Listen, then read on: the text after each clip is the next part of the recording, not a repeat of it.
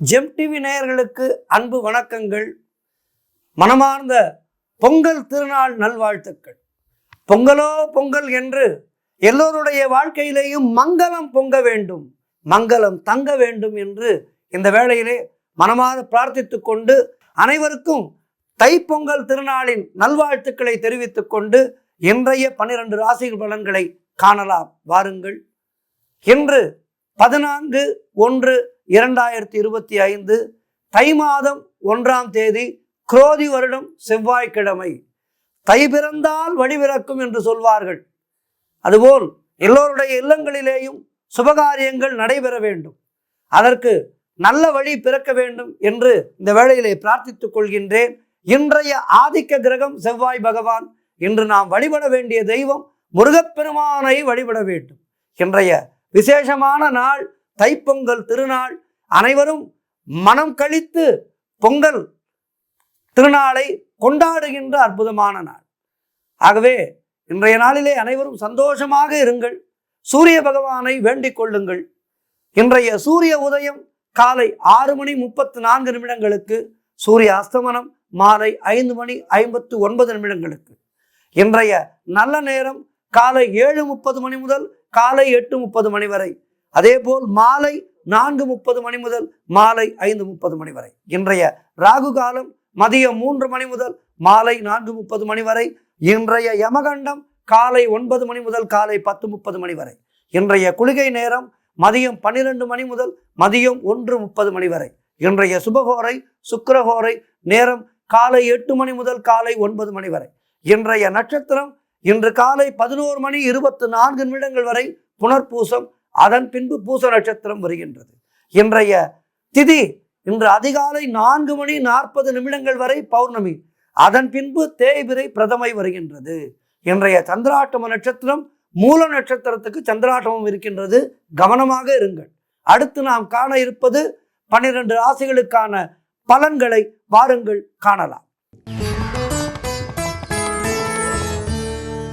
முதலாவதாக மேஷ ராசி அன்பர்களே, இன்று சந்திரன் உங்கள் ராசிக்கு 4ஆம் இடத்திலே இருக்கின்றார். உங்களுடைய ராசி அதிபதி செவ்வாய் ராசிக்கு 4ஆம் இடத்திலே இருக்கின்றார். ஆகவே இன்றைய நாளிலே சொந்த வீடு வாங்கும் யோகம் உண்டாகும்.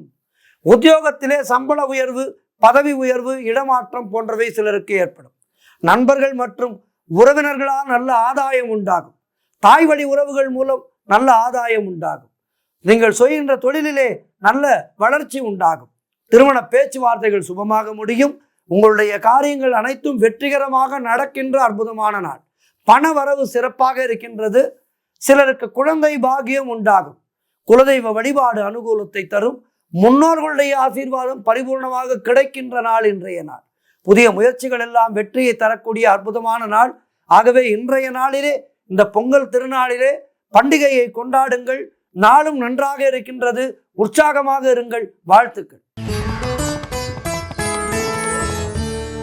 அடுத்ததாக ரிஷபராசி அன்பர்களே, இன்று சந்திரன் உங்கள் ராசிக்கு 3ஆம் இடத்திலே இருக்கின்றார். உங்களுடைய ராசி அதிபதி சுக்கிரன் ராசிக்கு 10ஆம் இடத்திலே இருக்கின்றார். ஆகவே இன்று நீங்கள் எடுக்கும் முயற்சிகள் எல்லாம் வெற்றியை பெறும். பொருள் வரவு, தனலாபம் அதிகரிக்கின்ற நாள். கடன் தொல்லைகள் முற்றிலுமாக விலகும். அலுவலகத்திலே சிலருக்கு வேலை மாற்றம் ஏற்படும். இளைய சகோதரர்கள் மூலம் ஆதாயம் உண்டாகும். குழந்தைகளுக்காக சுப செலவு செய்வீர்கள். உடல் ஆரோக்கியத்திலே நல்ல முன்னேற்றம் உண்டாகும். திடீர் அதிர்ஷ்டம் சிலருக்கு தேடி வரும். கூட்டு தொழிலிலே நல்ல லாபங்கள் வரக்கூடிய நாள். வேலை இல்லாதவர்களுக்கு நல்ல வேலை கிடைக்கும். தொழில் மற்றும் வியாபாரத்திலே நல்ல வளர்ச்சி உண்டாகும். திருமணம் போன்ற சுபகாரிய பேச்சுவார்த்தைகள் இனிதே முடியும். தந்தை உறவு வழியிலே நல்ல அனுகூலம் உண்டாகின்ற நாள். நண்பர்கள் மூலம் எதிர்பார்த்த உதவிகள் கிடைக்கும். எல்லா வகையிலும் இன்றைய நாள் மிக சிறப்பாக இருக்கின்றது. மேலும் சிறப்புகளை பெறுவதற்கு இன்றைய நாளிலே முருகப்பெருமானை வணங்குங்கள். தைப்பொங்கலை சிறப்பாக கொண்டாடுங்கள். வாழ்த்துக்கள்.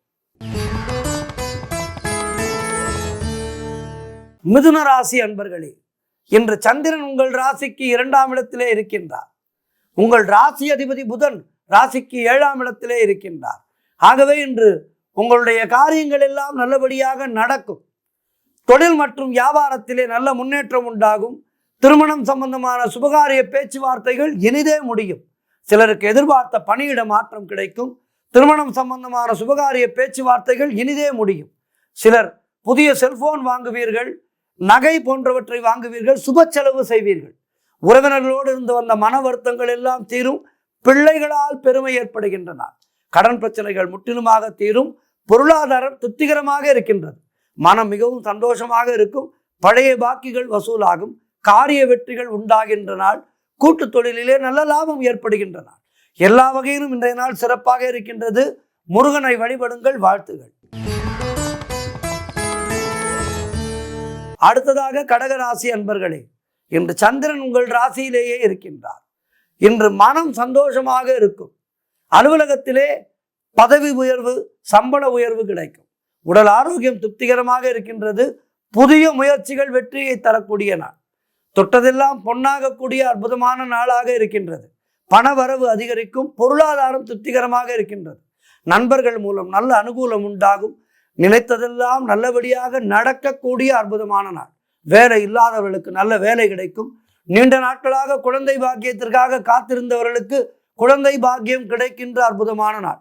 தொழில் மற்றும் வியாபாரத்திலே நல்ல முன்னேற்றம் உண்டாகும். நீங்கள் நினைத்ததெல்லாம் நல்லபடியாக நடக்கும். சிறப்பான நாளாக இன்றைய நாள் இருக்கின்றது. முருகப்பெருமானை வணங்குங்கள். வாழ்த்துக்கள்.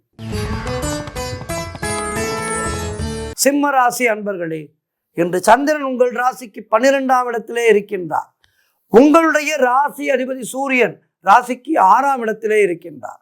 ஆகவே குலதெய்வ வழிபாடு இன்றைய நாளிலே வெற்றியை தரும். வீண் வாக்குவாதங்களை எல்லாம் தவிர்க்க வேண்டிய நாள். மேலதிகாரிகளால் நெருக்கடிகள் உண்டாகும். வீண் விரயங்கள் உண்டாகின்ற நாள். சிலருக்கு வேலை மாற்றம் உண்டாகும். தேவையில்லாமல் மற்றவர்களுடைய விஷயங்களிலே தலையிடக்கூடாது. தொழில் சம்பந்தமான புதிய கடன் எதுவும் இன்றைய நாளிலே வாங்கக்கூடாது. பொருளாதாரம் நெருக்கடியாக இருக்கின்றது. அலுவலகத்திலே வேலை பளு அதிகமாக இருக்கும். உடல் ஆரோக்கியத்திலே எச்சரிக்கையாக இருக்க வேண்டும். தொழிலில் புதிய முதலீடுகளை முற்றிலுமாக தவிர்க்க வேண்டிய நாள் இன்றைய நாள். ஆகவே இன்றைய நாளிலே கவனமாக இருங்கள். கவனச்சிதறல் ஏற்படலாம். ஆகவே முருகப்பெருமானை வணங்குங்கள். கந்தர் சஷ்டி கவசம் கேளுங்கள், சொல்லுங்கள். இந்த நாள் சிறப்பாக இருக்கும். வாழ்த்துக்கள். கன்னிராசி அன்பர்களே, இன்று சந்திரன் உங்கள் ராசிக்கு 11ஆம் இடத்திலே சஞ்சரிக்கின்றார். உங்களுடைய ராசி அதிபதி புதன் ராசிக்கு 4ஆம் இடத்திலே இருக்கின்றார். ஆகவே இன்று சகலவிதமான பாக்கியங்களும் உங்களுக்கு கிடைக்கின்ற அற்புதமான நாள். மூத்த சகோதரர்கள் மூலம் நல்ல ஆதாயம் உண்டாகும். எதிர்பார்த்த பணம் கைக்கு வரும். உடல் ஆரோக்கியத்திலே நல்ல முன்னேற்றம் உண்டாகும். தொழிலிலே நல்ல லாபம் வருகின்ற நாள். வீடு, வண்டி, வாகன மாற்றம் ஏற்படும். குழந்தைகளால் பெருமை அடைவீர்கள். காரிய தடைகள் விலகும். குடும்ப ஒற்றுமை சந்தோஷத்தை தரும். நண்பர்கள் மூலம் நல்ல அனுகூலம் உண்டாகின்ற நாள். கடன் பிரச்சனைகள் முற்றிலுமாக தீரும். பொருளாதாரத்திலே நல்ல வளர்ச்சி உண்டாகும். வேலை இல்லாதவர்களுக்கு நல்ல வேலை கிடைக்கும். எல்லா வகையிலும் இன்றைய நாள் மிக சிறப்பாக இருக்கின்றது. மேலும் சிறப்புகளை பெறுவதற்கு முருகப்பெருமானை வணங்குங்கள். வாழ்த்துகள். துலாம் ராசி அன்பர்களே, இன்று சந்திரன் உங்கள் ராசிக்கு 10ஆம் இடத்திலே இருக்கின்றார். உங்களுடைய ராசி அதிபதி சுக்கிரன் ராசிக்கு 5ஆம் இடத்திலே இருக்கின்றார். ஆகவே இன்றைய நாளிலே உங்களுடைய திறமை வெளிப்படும். பெயர் புகழ் கிடைக்கக்கூடிய அற்புதமான நாள். குழந்தை பாக்கியம் உண்டாகும். தாய்வழி சொந்தங்களின் உதவிகள் எல்லாம் கிடைக்கும். கடன் தொல்லைகள் முற்றிலுமாக விலகும். மனக்குழப்பங்கள் தீருகின்றன. புதிய முயற்சிகள் கைகூடும். தொழிலிலே நல்ல முன்னேற்றம் உண்டாகும். திருமணம் போன்ற சுபகாரிய பேச்சுவார்த்தைகள் இனிதே முடியும். சிலருக்கு உத்தியோக மாற்றம் ஏற்படுகின்ற நாள். பொருளாதாரம் திருப்திகரமாக இருக்கின்றது. உடல் ஆரோக்கியம் நன்றாக இருக்கின்றது. எல்லா வகையிலும் இன்றைய நாள் மிக சிறப்பாக இருக்கின்றது.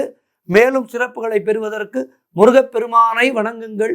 கந்தன் கைவேல் உங்களை எந்த வேளையும் காக்கும். வாழ்த்துக்கள். அடுத்ததாக விருச்சிக ராசி அன்பர்களே, இன்று உங்கள் ராசிக்கு சந்திரன் 9ஆம் இடத்திலே இருக்கின்றார். உங்களுடைய ராசி அதிபதி செவ்வாய் ராசிக்கு 9ஆம் இடத்திலே இருக்கின்றார். ஆகவே தந்தை வழி சொந்தங்களின் மூலம் அனுகூலம் உண்டாகின்றன. வீடு, வண்டி, வாகன மாற்றம் ஏற்படும். உடல் ஆரோக்கியம் சிறப்பாக இருக்கும். அலுவலகத்திலே புதிய வேலை வாய்ப்புகள் வெற்றியை தரும். நீங்கள் நினைத்தது அனைத்தும் நல்லபடியாக நடக்கக்கூடிய அற்புதமான நாள். எதிர்பார்த்த பணம் கைக்கு வரும். திருமணம் போன்ற சுபகாரிய பேச்சுவார்த்தைகள் இனிதே முடியும். கடன் பிரச்சனைகள் முற்றிலுமாக தீரும். குழந்தை பாக்கியத்திற்காக காத்திருக்கின்ற தம்பதிகளுக்கு சத்சந்தான பிராப்தி உண்டாகின்ற நாள். புதிய தொழில் தொடங்கும் முயற்சிகள் வெற்றியை தரும். காரிய தடைகள் எல்லாம் விலகி உத்தியோக உயர்வும் பதவி உயர்வும் இடமாற்றமும் கிடைக்கும். நண்பர்கள் மூலம் நல்ல ஆதாயம் உண்டாகும். எல்லா வகையிலும் இன்றைய நாள் மிக சிறப்பாக இருக்கின்றது. மேலும் சிறப்புகளை பெறுவதற்கு முருகப்பெருமானை வணங்குங்கள். வாழ்த்துக்கள். தனுசு ராசி அன்பர்களே, இன்று சந்திரன் உங்கள் ராசிக்கு 8ஆம் இடத்திலே இருக்கின்றார். உங்களுடைய ராசி அதிபதி குரு ராசிக்கு 6ஆம் இடத்திலே இருக்கின்றார். இன்றைய நாள் சந்திராஷ்டமமாக இருந்தாலும் தைப்பொங்கல் திருநாள் பண்டிகை நாளிலே சந்திராஷ்டம பாதிப்புகளை நினைத்து கொண்டிருக்காதீர்கள். கூடியவரை மௌனத்தை கடைபிடியுங்கள். ஆனால் உற்சாகமாக இருங்கள். மனக்குழப்பமும் பதற்றமும் இருக்கக்கூடிய நாளாக இருக்கும். ஆனால் அவற்றை உங்களுடைய உற்சாகத்தினால் விரட்டி அடியுங்கள். யாருக்கும் கடன் கொடுக்காதீர்கள். கடன் நீங்களும் வாங்காதீர்கள். கணவன் மனைவிக்குள் சண்டை சச்சரவுகள் வந்து செல்லலாம். ஆகவே கவனமாக இருங்கள். வேலை செய்யும் இடத்திலே மற்றவரை பற்றி எதுவும் பேசக்கூடாது. கோபத்தை முற்றிலுமாக தவிர்க்க வேண்டிய நாள். மௌனத்தை கடைபிடிக்க வேண்டிய நாள். தேவையில்லாத பயத்தை தவிர்க்க வேண்டும். சிலருக்கு வேலையிலே நல்ல மாற்றம் ஏற்படும். உடல் ஆரோக்கியத்திலே கவனம் தேவை. குலதெய்வ வழிபாடு மன அமைதியை தரும். கூட்டு தொழிலிலே புதிய முதலீடுகளை புதிய முயற்சிகளை தவிர்க்க வேண்டிய நாள். கோர்ட் கேஸ் போன்ற பிரச்சனைகளில் ஈடுபடக்கூடாது. எதிலும் எச்சரிக்கையாக செயல்பட வேண்டிய நாள் இன்றைய நாள். ஆகவே பண்டிகை உற்சாகத்தை மனதிலே வையுங்கள். சந்திராஷ்டம பாதிப்புகளை தள்ளிவிடுங்கள், புறந்தள்ளிவிடுங்கள். முருகப்பெருமானை வணங்குங்கள். கந்த சஷ்டி கவசம் கேளுங்கள். வாழ்த்துகள். மகர ராசி அன்பர்களே, இன்று சந்திரன் உங்கள் ராசிக்கு 7ஆம் இடத்திலே இருக்கின்றார். உங்களுடைய ராசி அதிபதி சனி ராசிக்கு 2ஆம் இடத்திலே இருக்கின்றார். ஆகவே திருமணத்திற்காக காத்திருக்கின்ற வரன்களுக்கு திருமணம் நிச்சயமாகும். நீங்கள் செய்கின்ற முயற்சிகளில் எல்லாம் வெற்றி கிடைக்கின்ற நாள். சுபகாரியங்கள் நடைபெறக்கூடிய அற்புதமான நாள். வீடு வண்டி வாகன யோகம் உண்டாகும். செய்யும் செயலிலே பெயரும் புகழும் கிடைக்கின்ற நாள்.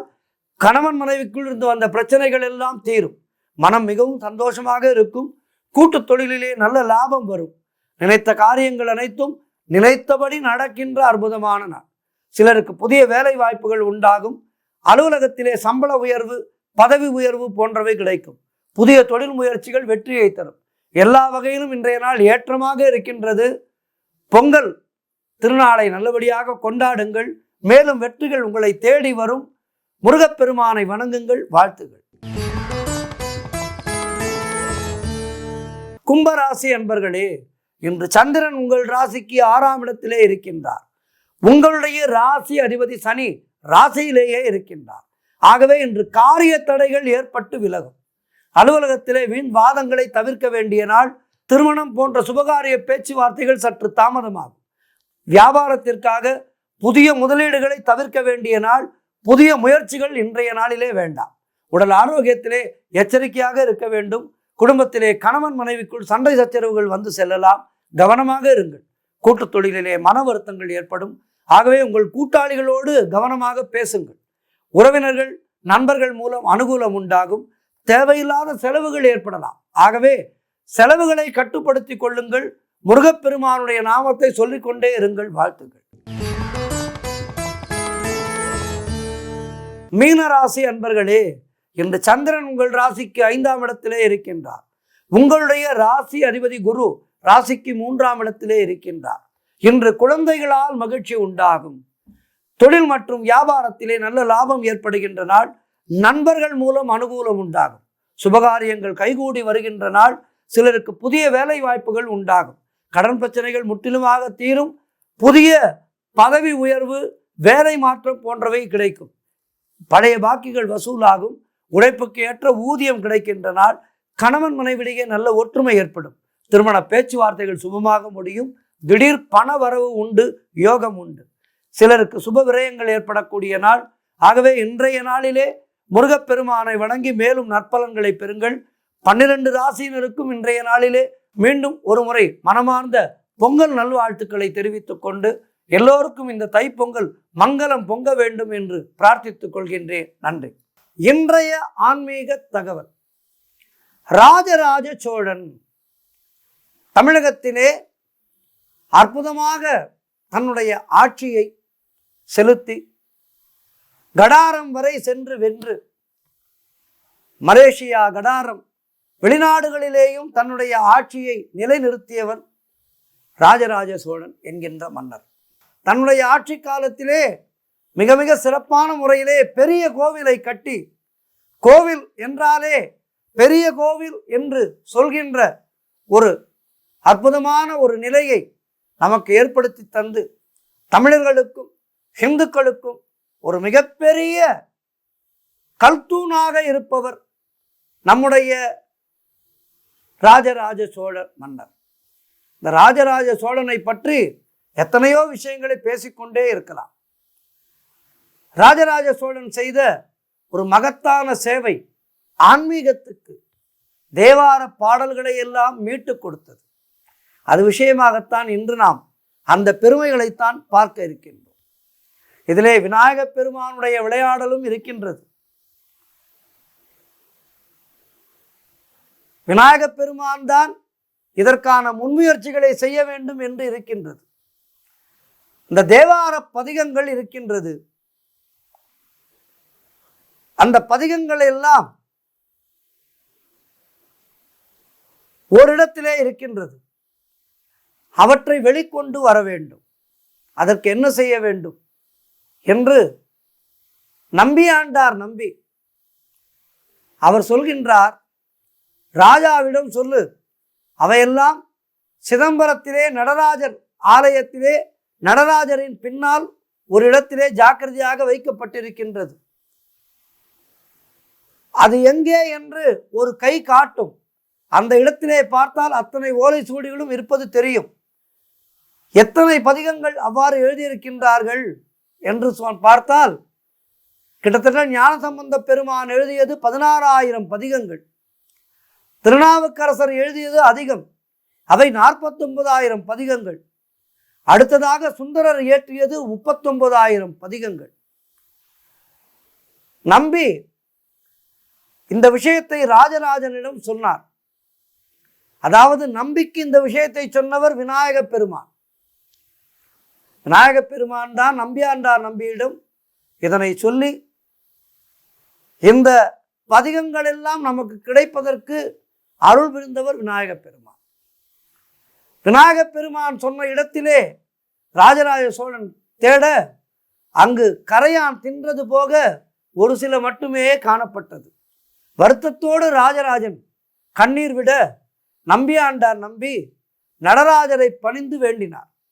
நம்பி, எது வேண்டுமோ அது அங்கே உள்ளது, எடுத்து செல் என இறைவன் அசரீரியாக உரைத்தான்.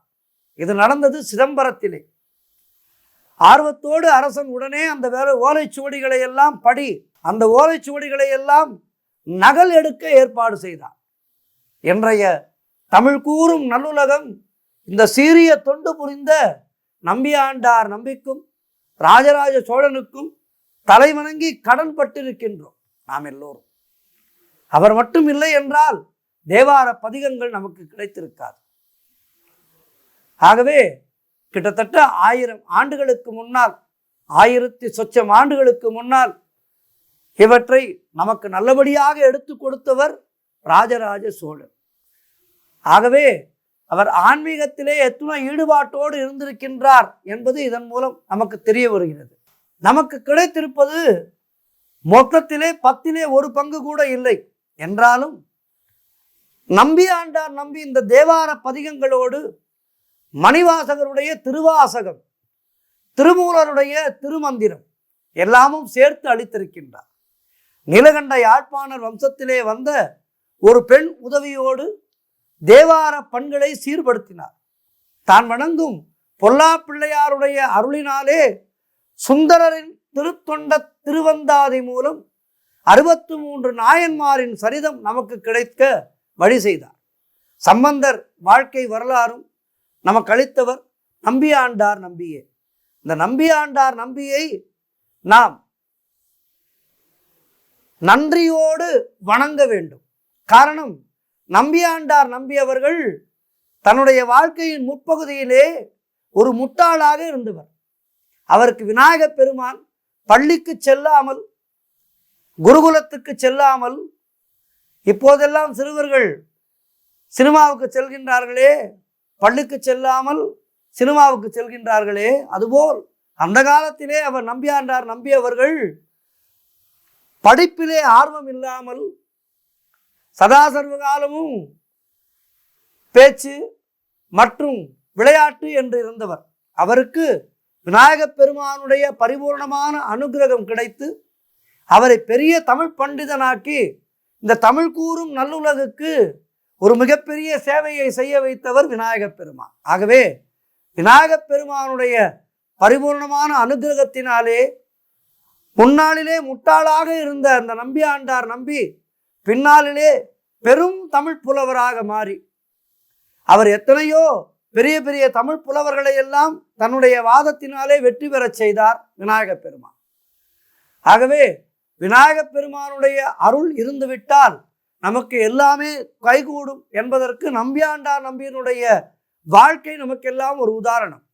நம்பியாண்டார் நம்பி மட்டும் இல்லை என்றால் நமக்கு தேவாரம் திருவாசகம் போன்ற பொக்கிஷங்கள் கிடைத்திருக்காது. ஆகவே இந்த பொங்கல் திருநாளை கொண்டாடி கொண்டிருக்கின்றோம்.